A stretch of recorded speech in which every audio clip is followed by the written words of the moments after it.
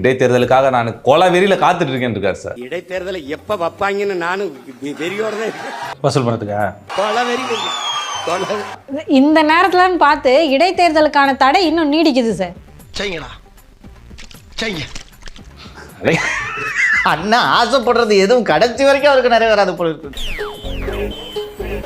பட போச்சே. இல்ல என்ன காரணம் இல்ல கொலை வெறி எதுக்கு வரும்? அது சாதாரண வெறியில கொலை வெறியில காத்துட்டு இருக்காரு அண்ணன். கொலை வெறி இருக்கு. இடைத்தேர்தல்ல ஒரு வேட்பாளரா நின்று சட்டசபைக்குள்ள போறதுக்கு தேர்தல்னு வந்தாலே வசூல் போடுறதானமா உங்களோட வெறி. தேர்தலை ஜெயிக்கிறதுக்காக என்னைக்காவது நீங்க வேலை செஞ்சிருக்கீங்களா? கண்டு விட்டாளையா, சூச்சமத்தை கண்டு விட்டாளே. இவ்வளவு நாள் இல்லாம இப்ப மட்டும் என்ன வெறி? எப்படியாவது அனைத்து கட்சிகளிலும் பொது வேட்பாளராகி வெற்றி பெறலாம் என்ற நப்பாசை தானே இதுக்கு காரணம். தனியா ஏற்கனவே இருக்கிற 4 இப்போ 2 இருக்கும் நேரம். இதுக்கெல்லாம் யார் காரணம் தெரியுமா?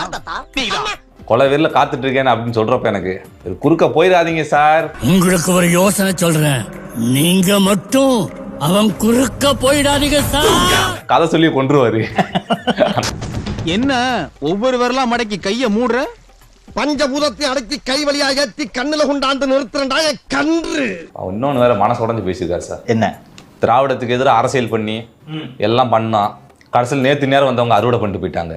அட பாவமே, ஒரு மனுஷன் உசுரை கொடுத்து ஊதிக்கிட்டு இருக்கான். ரோட்ல போற ஆளு வேற ஆளு யாராவது கண்டுக்கிறீங்களாயா? நான் கத்துறேன், என்னை கண்டுக்கிறது இல்லையா?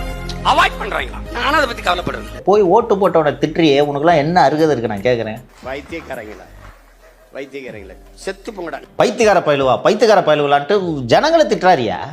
அந்த மக்கள் தான் முதலாளிகள். அந்த மக்களின் நம்பிக்கையை பெறுவதற்காக நீங்கள் வேலை செய்யுங்கள். அதான் இல்லைங்கிறேன் நான். எதுக்கு அதெல்லாம் கனவுல எதுக்கு பதிலுக்கு சொல்லணுங்கிறேன். வாய்ப்பே இல்லை. உங்க இஷ்டத்துக்கு நீங்க தினைக்கும் ஒரு பேச்சு பேசிட்டு இருப்பீங்க. மக்கள் பார்த்துக்கிட்டு தானே இருக்காங்க. என் தம்பி விஜய் அவனை துணை முதல்வர் ஆக்குவேன்றது. என் தம்பி வந்தா துணை முதல்வர் ஆக்குவேன். லாரியில் அடிபட்டு செத்து போயிடாதுன்றது. நீ நடுவான நீலாம் லாரி அடிச்சு செத்து போயிடுவா பாத்து. ஒரு நடிகனுக்கும் தலைவனுக்கும் வித்தியாசம் இல்லைன்னா நீ சினிமால இருந்து வரல. உங்க வாய் உங்க ஊருட்டு நீங்க ஊருட்டுறீங்க. 15 வருஷமா இலங்கையில சிங்கள ராணுவத்திற்கு எதிராக போரிட்டு உடம்பில் பல குண்டுகள் எல்லாம் பாய்ந்து ரிட்டையர் ஆன போராளியா நீங்க? மேடல் பாட்டு பாடுறது, பிளேபேக் சிங்கர்னு வேற நினைப்பு.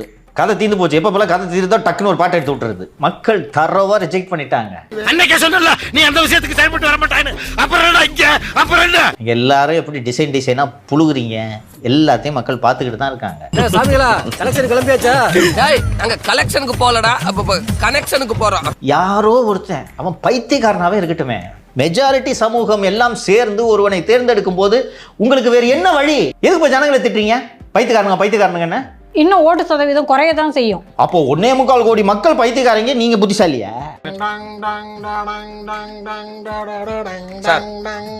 அந்த மக்களின் நம்பிக்கையை பெற வேண்டும்ன்ற அக்கறை இப்ப கூட இல்ல பாருங்களேன் அவருக்கு. பைத்தியக்காரங்களான்னு ஜனங்களை பார்த்து ஓட்டு போடுவானாயா? உனக்கெல்லாம் வெக்கமே இல்லையாடா? சோறு தானே திங்கிற. நீ இடைத்தேர்தலில் பொது வேட்பாளராக நின்னாலும் தோக்குறீங்க, பார்க்கலாமா? தோல்வி உறுதி. அதான் புதுசா சொல்றீங்க, எல்லாரும் தெரிஞ்சது தானே சார். தோத்துக்கிட்டே இருக்கீடா. ஜாதி ஒழிப்புன்னு தான் பேசுறீங்க தாவேக அரசு. ஆனா விஜய் அவர்கள் ஏன் பெரம்பூர்ல நின்னாரு, திருச்சி கிழக்குல நின்னாரு, வேற தொகுதியே இல்லையா அப்படின்னு கேட்கிறாரு. மாண்புமிகு தமிழக முதல்வர் ஜோசப் விஜய் அவர்கள் இத்தனை தொகுதி தமிழ்நாட்டில் இருக்கும்போது பெரம்பூர்ல ஏன் நின்றார்? இத்தனை தொகுதி இருக்கும்போது திருச்சி கிழக்கை தேடி போய் ஏன் நின்று? பெரம்பூரில் மதம், திருச்சி கிழக்குல சாதியும் மதம். இந்த நிலையில் பெரம்பூரில் நாம் தமிழர் கட்சி சார்பில் போட்டியிட்ட வேட்பாளரும் அதே மதத்தைச் சேர்ந்தவர்தான் என்றும், உங்களுக்கு வந்த ரத்தம் எங்களுக்கு வந்த தக்காளி சட்னியா என தாவேக தொண்டர்களும் நெட்டிசன்களும் கிண்டலடித்து மீம்ஸ் போட்டு வருகிறார்கள். ஊரே ஒண்ணு சேர்ந்து காரி துப்புதுடா. வீடியா என் மூஞ்சில காரி துப்புறதுக்காக ஊரே ஒண்ணு சேர்ந்து நினைச்சு சந்தோஷப்படியா. இவர் மட்டும் ஜாதி பார்க்காம தான் வேட்பாளர் போடுவார் அவரு. யோ எங்க நின்னா அவர் ஜெயிச்சிட்டாரியா? ஜெயிச்சிட்டு பேசியா? நீ கேட்ட ஒவ்வொரு கேள்வி என்ன செருப்பால அடிச்ச மாதிரி இருக்குடா. மாதிரி இல்ல, உண்மையிலே செருப்பால தான் அடிச்சது. 108 இடத்துல ஜெயிச்சிருக்காங்க. ஜாதி பார்த்தா மக்கள் ஓட்டு போட்டிருக்காங்க. என்ன சொல்றோம் பாருங்க, கம்பி கட்டுற கதையெல்லாம் எடுத்து போடுறாங்க. அரசியலுக்கு வந்ததுக்கு அப்புறம் மட்டும் எப்படி ஜோசப் விஜய் அப்படின்னு வருது அப்படின்னு கேக்குறாரு. நடிக்கும் போது வராத ஜோசப், அரசியல் வரும்போது செபாஸ்டியன் சைமன் என்ற உண்மையான பெயரை மாற்றி செந்தமிழன் சீமான் என்று மக்களை ஏமாற்றுவது யார் என்றும் எதிர்கேள்வி எழுப்பி வருகிறார்கள். மாட்டிக்கிட்ட பங்கு. விஜய மத ரீதியா அட்டாக் பண்றது பிஜேபி காரனே சும்மா இருக்காங்க. மதத்தையே வச்சு வியாபாரம் பார்த்துக்கிட்டு இருக்கிற பிஜேபிக்காரன் சும்மா இருக்கான். உங்களுக்கு ஏன் புத்தி இப்படி போகுது? இல்ல மாஸ்டர், நீங்க நம்பர் 1 டுபாக்கு, அவன் நம்பர் 2 டுபாக்கு. நான் நம்பர் 1. அதாவது தமிழக அரசியல்ல மிகவும் பதற்றமான ஒரு நிலவரம் அப்படின்னே பார்க்க முடியுது. திரு உதயநிதி அவர்களுடைய கைது நடவடிக்கை ஒண்ணு அவ்வளவு பதற்றமான விஷயம்லாம் இல்ல சார். இவர் வந்து ஒரு திமுகவோட தலைவர், அவர் தான் பேசுறாரு, லைவ்ல எல்லாம் ஓடுது, மக்கள் எல்லாம் பாக்குறாங்க. தான் தான் பேசுனேன்னு துணிச்சலை ஒத்துக்கிட்டு போலாமே சார். நீ தானே பேசுனதை பொதுவெளியில் ஒப்புக்கொள்ள கூட உங்களுக்கு துணிவில்லை. இது உன் குரலே இல்லை, டப்பிங் பண்ணாங்கன்ற. அப்போ நீங்கள் எப்படிப்பட்ட தலைவர்கள் என்பதை உங்கள் தொண்டர்கள் புரிந்து கொள்ள வேண்டும். வந்து கைது செய்ய வரும்பொழுது உலகத்திலேயே இது வரைக்கும் யாருமே இப்படி ஒரு ரீசன்லாம் சொல்லியிருக்க மாட்டாங்க. என்ன ரீசன்? உதயநிதி கைது செய்யப்பட்டதை விட கைது செய்ய காவல்துறை வரும் நேரத்தில் அவர் கழிவறையில் இருந்தார் என்ற செய்தி தான் மிக முக்கியமாக ஊடகங்களில் விவாதிக்கப்படுகிறது. மூத்திரம் வருது, வயிறு வலிக்குது, ஆய் வருதுன்னு சொன்னா எவ்வளவு பெரிய டீச்சரா இருந்தாலும் அவங்களே நம்மள அலோவ் பண்ணுவாங்க பாத்ரூமுக்கு. போலீஸ்கிட்டே அதே சொல்லுவோம். கலாய்க்கல, சொல்லியிருக்காரு. ஆமா பார்த்தேன். குத்து வாங்கினாலும் ஓடாம நிக்கிறவன் தான் உண்மையான ரவுடி. ஏன் கழிப்பறையிலே வைத்து கைது செய்தீர்கள், வரவேற்பறையில் வைத்து ஏன் கைது செய்யவில்லை?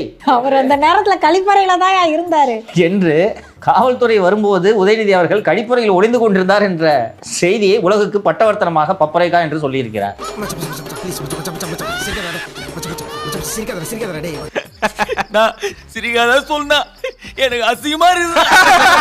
எனக்கு உண்மையிலேயே கோபம் வன்மம்லாம் யார் மேல தெரியுமா? ஒரு டிடிஆர் மேல. ஒரு டிடிஆர் மட்டும் ஒழுங்கா வேலையை பார்த்துட்டு இருந்தா எந்த பிரச்சனையும் வந்திருக்காது தமிழ்நாட்டுக்கு. ஒவ்வொரு அரசு அதிகாரிகளும் அவங்களோட கடமையை தவறும் போது ஏற்படக்கூடிய பாதிப்புகளை பாருங்க. தொடர்ச்சியா நேற்று உதயநிதி அவர்கள் கைது செய்யப்பட்டோடனே நாடாளுமன்றத்துல திமுக எம்பிக்கள் எல்லாம் போராட்டம் நடத்திருக்காங்களே சார். நீங்க எதுக்காக ஜெயிலுக்கு போனீங்க?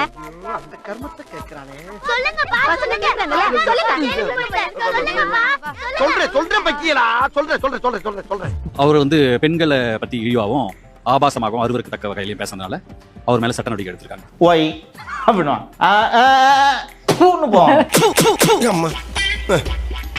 கிளம்ப வேண்டியதானே? ஹலோ தினேஷ், நான் தானே பேசுறேன். எங்க அப்பா பொம்பளை கேசுங்கயா போறாங்களா? நம்ம ஸ்கூல் முழுக்க சொல்லிடு. இதுக்கு ஆர்ப்பாட்டம் பண்ணா துப்புவாங்க. இப்போ பக்கத்து ஸ்டேட் எம்பி கிட்ட எல்லாம் துப்பு வாங்குறதுக்கு தான் நீங்க போய் இங்க 22 பேர் ஆர்ப்பாட்டம் பண்ணிட்டு இருக்கீங்க. கரெக்டா? நேத்தே நேஷனல் மீடியால பிக்கப் பண்ணிட்டாங்க சார். அப்புறம் விடுவாங்களா? நேஷனல் மீடியால டிவிக்கு ஸ்கோர் பண்ணிடுச்சு. DMK has lost. Public opinion திமுக எதிராக திரும்புது நேஷனல் லெவல்ல. இந்த புரிதல் திமுக யாருக்குமே இல்ல. இந்த தோல்வி கடந்த காலங்களோட தோல்வி மாதிரி கிடையாது திமுக.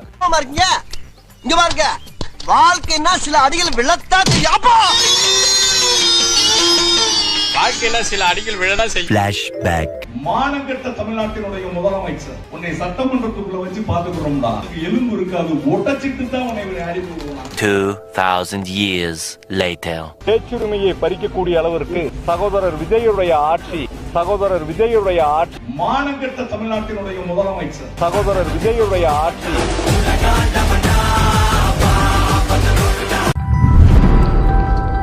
கேட்ட பையன் சார் இந்த பால்சாமி.